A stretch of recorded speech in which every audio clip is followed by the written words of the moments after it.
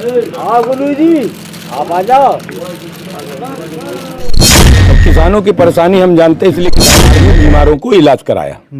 और नमस्कार, इस समय हम लगातार चुनावी कवरेज पर हैं मध्य प्रदेश में, और मध्य प्रदेश में समाजवादी पार्टी के जो प्रदेश अध्यक्ष हैं नरेश उत्तम पटेल जी, वो पहुंच चुके हैं यहाँ पर और गांव-गांव में घूम रहे हैं। और यहाँ पर अभी देख रहे थे कि यहाँ पर मूंगफली की खेती ज़्यादातर होती है, और मूंगफली जैसे ही गांव में पहुँचे तो इनके जो नेता हैं वो मूंगफली उठाकर यहाँ पर उसाने लगे, किसानों के बीच में पहुँचे हैं। आइए हमारे साथ जो है नरेश उत्तम पटेल जी हैं, हम इनसे जानने का प्रयास करते हैं कि आखिरकार यहाँ के किसानों की समस्याएं क्या है। लगातार 2-3 दिनों से इसी मध्य प्रदेश में घूम रहे हैं। बहुत बहुत स्वागत है सर। हम लोग समाजवादी पार्टी के कार्यकर्ता हैं, उत्तर प्रदेश से आए हैं और हम भी किसान हैं और किसानों की परेशानी हम जानते हैं, इसलिए किसानों से मिल रहे हैं और यहाँ की भौगोलिक स्थिति और यहाँ का जो सरकार का रवैया है उसको देख रहे हैं। जनता भारतीय जनता पार्टी की सरकार से बेहद दुखी है। 18 साल से यहाँ बीजेपी के मुख्यमंत्री हैं, उसके पहले कांग्रेस के मुख्यमंत्री,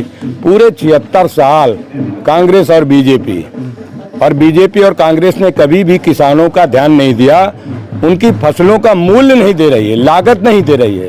वो अपनी लागत से भी कम दामों पर किसान अपनी फसल का मूल्य पाता है और सरकार थपथपाती है कि हम किसान की आय दुगुना कर रहे हैं। भारतीय जनता पार्टी के देश के प्रधानमंत्री के कई बार हमने बयान सुने कि हम किसानों को मालामाल कर देंगे और किसानों का पुरसाहाल कर देंगे। हमारे ज़माने में किसान बहुत खुशहाल होगा। इसी भारतीय जनता पार्टी के ज़माने में किसान सबसे ज़्यादा बदहाल है, खुशहाल नहीं है। झूठ बोल रहे हैं भारतीय जनता पार्टी के लोग। किसानों को उनकी लागत के हिसाब से पैसा नहीं दे रहे हैं, ड्योढ़ा नहीं दे रहे हैं। कहा था स्वामीनाथन आयोग की रिपोर्ट लागू करेंगे, किसान को उसकी लागत से ड्योढ़ा देंगे।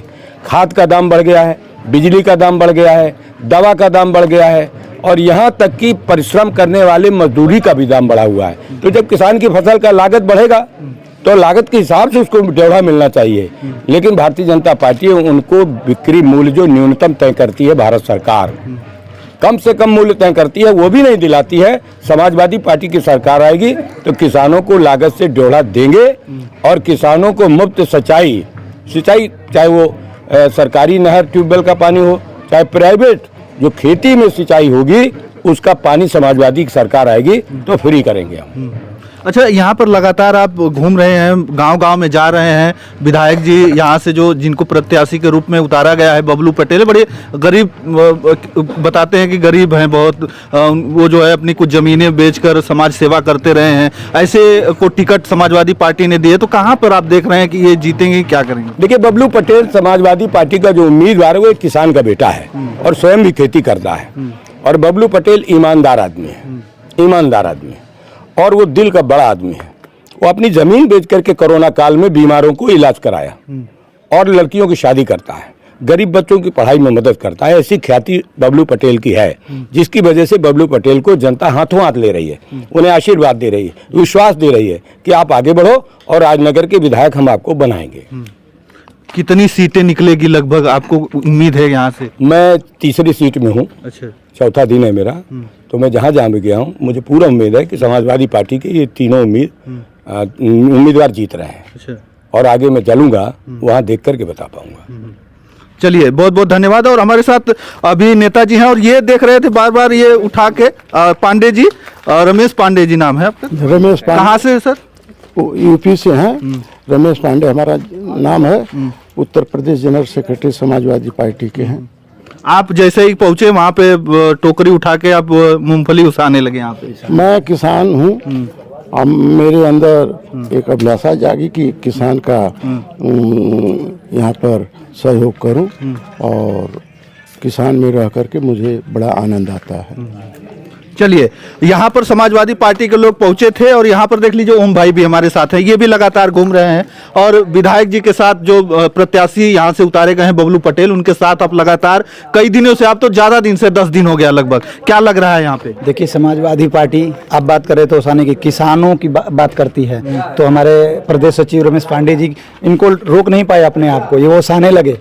और हम लोग तो अखिलेश यादव जी समाजवादी पार्टी के सिपाही हैं और लगातार काम कर रहे हैं। आज हमारे प्रदेश अध्यक्ष जी आकर के नौजवानों में जान डालने का काम किया है, हौसला भरने का काम किया। और हौसला हिम्मत के बदौलत हम पहले ही कहते थे कि बबलू भाई एक गरीब प्रत्याशी, यहाँ लड़ाई अमीर बनाम गरीब की लड़ाई है, यहाँ धरती और आसमान की लड़ाई है। गरीब के बच्चे को लड़ाकर सदन तक भेजना है और लगातार आप बने रहिए। इस सीट को जीतकर हम सदन तक आवाज़ पहुंचाने का काम करेंगे, एक गरीब को पहुंचाने का काम करेंगे। यहाँ की गरीब जनता ने ठान लिया है कि इस बार सदन में जाएगा तो एक गरीब का लाल जाएगा, अमीर ही नहीं जाएगा, एक गरीब भी चुन के सदन में जाने का काम करेगा। चलिए, बहुत बहुत धन्यवाद। और अभी जो है हम गांव में थे और गांव में समाजवादी पार्टी के कार्यकर्ता पहुंचे हैं और यूपी से, उत्तर प्रदेश से लोग यहां पर मध्य प्रदेश में आए हैं और लगातार चुनावी प्रचार में घूम रहे हैं, गांव गांव घूम रहे हैं, खेतों में देखा उतर के जा रहे हैं, लोगों से मिल रहे हैं, बात कर रहे हैं।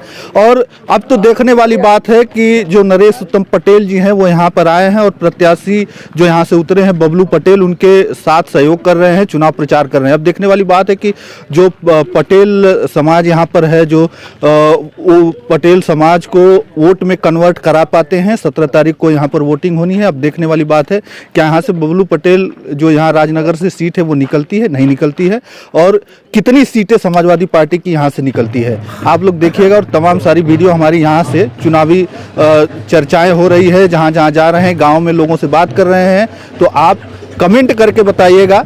बस इस वीडियो में इतना ही। धन्यवाद। जय हिंद।